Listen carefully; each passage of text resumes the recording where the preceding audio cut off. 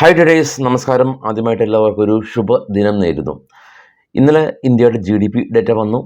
RBI project ചെയ്തിരുന്ന 6.7 നിന്ന് 8.4 ആണ് ഇന്ത്യയുടെ GDP വളർന്നത്. അതായത് ജർമ്മൻ, ബ്രിട്ടൻ, ജപ്പാൻ തുടങ്ങിയ രാജ്യങ്ങൾ സാമ്പത്തികപരമായിട്ട് പിന്നോക്കം പോകുമ്പോൾ, അവിടെ മാന്ദ്യസാധ്യതകൾ നിലനിൽക്കുമ്പോൾ ഇന്ത്യ അതിവേഗം വളരുന്ന ഒരു സാമ്പത്തിക രാജ്യമായിട്ട് ഈവൻ RBI നടത്തിയ പ്രൊജക്ഷനേക്കാൾ മുകളിൽ നമുക്ക് GDP നമുക്ക് കിട്ടിയിട്ടുണ്ടെന്നുള്ള വളരെ പോസിറ്റീവായിട്ടുള്ള ന്യൂസാണുള്ളത്. കൂടാതെ തന്നെ US വരുമ്പോൾ അവിടെയും നാസ്ഡാക്ക് 2021 എന്ന റേഞ്ചിലേക്ക് അവിടുത്തെ ടെക്നോളജി ഇൻഡെക്സ് ആയിട്ടുള്ള നാസ്ഡാക്ക് ഇന്നലെ ഉയർന്നു. ബിറ്റ്കോയിനിലും വളരെ ശക്തമായിട്ടുള്ളൊരു ബ്രേക്കൗട്ട് നടത്തി $61,000 മുകളിൽ ബിറ്റ്കോയിൻ സസ്റ്റെയിൻ ചെയ്ത് നിൽക്കുന്നുണ്ട്. ഗോൾഡും ഇൻ്റർനാഷണൽ മാർക്കറ്റിൽ പെർ ഔൺസിന് $2,000 മുകളിൽ ട്രേഡ് ചെയ്യുന്നുണ്ട്. അപ്പോൾ ഇത് ആദ്യമായിട്ടാണ് എല്ലാ അസറ്റ് ക്ലാസ്സും അതിൻ്റെ ഓൾ ടൈം ഹൈയിലേക്കൊക്കെ എത്തി നിൽക്കുന്നത് എന്നുള്ളതാണ് നമുക്ക് ആദ്യം കാണാൻ സാധിക്കുന്നത്. അപ്പോൾ ഇത്തരത്തിൽ ഇന്ത്യയിൽ നിന്ന് വളരെ മികച്ച രീതിയിലുള്ള റിപ്പോർട്ട് വന്നപ്പോൾ FIs അതിന് റിയാക്ട് ചെയ്തിട്ടുണ്ട്. ഇന്നലെ FIs നെറ്റ് ബയേഴ്സ് ആയിരുന്നു. അത് 1-2 കോടിയല്ല, FIs 3,568 കോടി രൂപക്ക് ബൈ നടത്തി. DIs സ്വാഭാവികമായ രീതിയിൽ ചെറിയ തോതിൽ പ്രോഫിറ്റ് ബുക്കിംഗ് നടത്തി 230 കോടി രൂപയുടെ പ്രോഫിറ്റ് ബുക്കിംഗ് നടത്തി. വിശദമായിട്ട് നമ്മൾ മാർക്കറ്റിലുള്ള ഇന്നത്തെ സ്റ്റോക്കുകളുടെ വാർത്തകളിലേക്ക് പോകാം. ഭാരത് എയർടെൽ ഇന്ത്യയിലെ ജിയോ കഴിഞ്ഞാൽ, പണ്ട് ജിയോക്ക് മുമ്പ് ഏറ്റവും കൂടുതൽ ഉപഭോക്താക്കളുള്ള ഒരു കമ്പനിയാണ് എയർടെൽ. എയർടെലിൻ്റെ ചെയർമാൻ സുനിൽ മിത്തൽ കഴിഞ്ഞ ദിവസം നടത്തിയ ഒരു ഇൻ്റർവ്യൂവിൽ ARPU റേറ്റ്, അതായത് ആവറേജ് റവന്യൂ പെർ യൂസർ 300 രൂപയിലേക്ക് ഉയർത്തിയിട്ടുണ്ട്. സ്വാഭാവികമായ രീതിയിൽ കമ്പനിക്ക് അത് ഗുണകരമാണെങ്കിൽ കൂടിയും റീചാർജിൻ്റെ വില കൂടാനുള്ള സാധ്യതയുണ്ട്. പക്ഷേ സ്റ്റിൽ കമ്പനിക്ക് നല്ലതാണ്. അപ്പോൾ അതുപോലെ തന്നെയാണ് കമ്പനി ഏതെങ്കിലും അവരുടെ പ്രൊഡക്റ്റിൻ്റെ വില കൂട്ടുന്നത് നിലവിലുള്ള നിക്ഷേപകർക്ക് നല്ലതാണ്. ബയോകോൺ കമ്പനി ഫാർമ സെക്ടറിലുള്ള കമ്പനിയാണ്. ജോൺസൺ ആൻഡ് ജോൺസൺ എന്ന് പറയുന്ന ഒരു ബേബി കെയർ കമ്പനിയായിട്ട് ഒരു ടൈപ്പ് ആയിട്ടുണ്ട്. ഓറോബിൻഡോ ഫാർമ കമ്പനി, ഇവരുടെ ഒരു പ്ലാന്റിൽ US ഡ്രഗ് കൺട്രോൾ അതോറിറ്റി ഉദ്യോഗസ്ഥർ ഒരു ഇൻസ്പെക്ഷൻ നടത്തി. ഇൻസ്പെക്ഷനിൽ ഏകദേശം 7ഓളം നിരീക്ഷണങ്ങൾ റൈസ് ചെയ്തിട്ടുണ്ട് എന്നുള്ള ഒരു ന്യൂസ് ഉണ്ട്, ശ്രദ്ധിക്കുക. സുവൻ ഫാർമ കമ്പനി, ഇവർ കോഹാൻസ് ലൈഫ് സയൻസായിട്ട് ഇവർ മെർജ് ചെയ്യുകയാണ്. കോഹാൻസ് ലൈഫ് സയൻസിലെ സ്റ്റോക്കുകൾ ഹോൾഡ് ചെയ്യുന്ന ആളുകൾക്ക് സുവൺ ഫാർമയുടെ സ്റ്റോക്കുകൾ കിട്ടും. CMS ഇൻഫോ സിസ്റ്റം കമ്പനി, ഇവരുടെ ചെയർമാൻ ഈ ഒരു CMS ഇൻഫോ സിസ്റ്റത്തിൽ അദ്ദേഹത്തിന് നിക്ഷേപം 3% നിന്ന് 6% ഉയർത്തിയിട്ടുണ്ട്.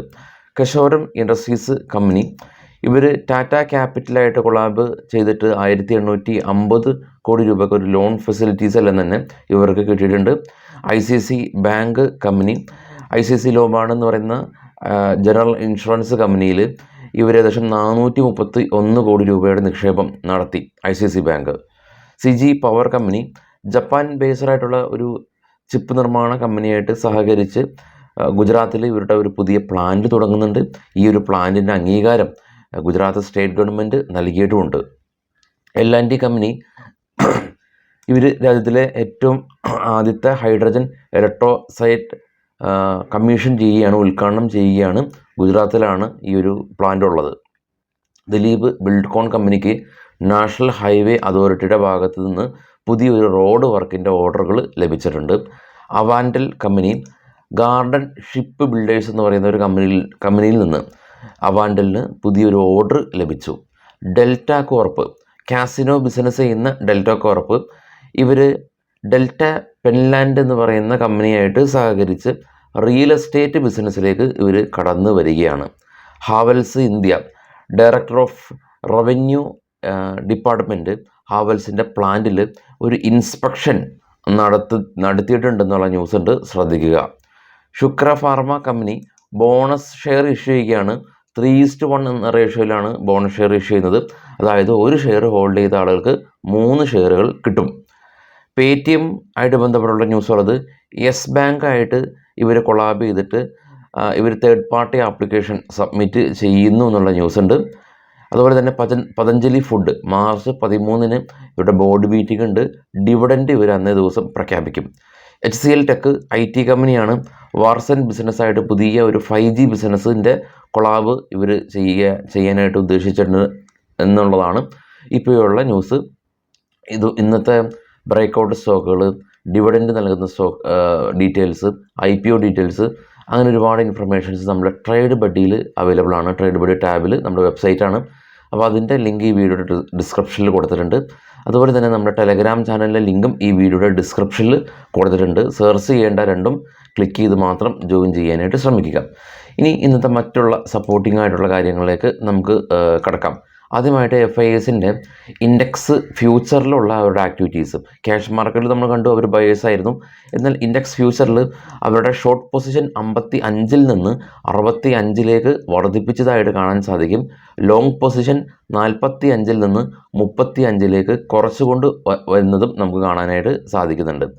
അതുപോലെ തന്നെ US മാർക്കറ്റിലെ മേജർ ടെക്നോളജി കമ്പനീസിൻ്റെ കാര്യം എടുക്കുകയാണെങ്കിൽ NVIDIA, ആമസോൺ, ഗൂഗിൾ എല്ലാം തന്നെ പോസിറ്റീവിൽ, ഇന്ത്യയിലെല്ലാം തന്നെ 2.5% റാലി. ടെസ്ലയും ആപ്പിൾ മാത്രമാണ് റെഡിൽ ക്ലോസ് ചെയ്തിട്ടുള്ളൂ. മറ്റുള്ളതെല്ലാം തന്നെ പോസിറ്റീവിൽ ക്ലോസ് ചെയ്തു. US മാർക്കറ്റിൽ ലിസ്റ്റ് ചെയ്ത ഇന്ത്യൻ കമ്പനികളിൽ എല്ലാം തന്നെ Infosys, Wipro, ICICI bank, HDFC, Tata Motors, doctor Reddy ഒഴികെയുള്ള ബാക്കി എല്ലാ കമ്പനീസും പോസിറ്റീവിൽ ക്ലോസ് നടത്തിയിട്ടുണ്ട്.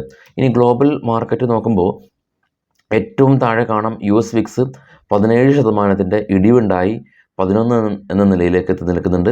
അതിന് മുകളിൽ കാണാം നാസ്ഡാക്ക് ഇന്നലെ 150 പോയിൻറ്റിൻ്റെ റാലി ഉണ്ടാക്കി.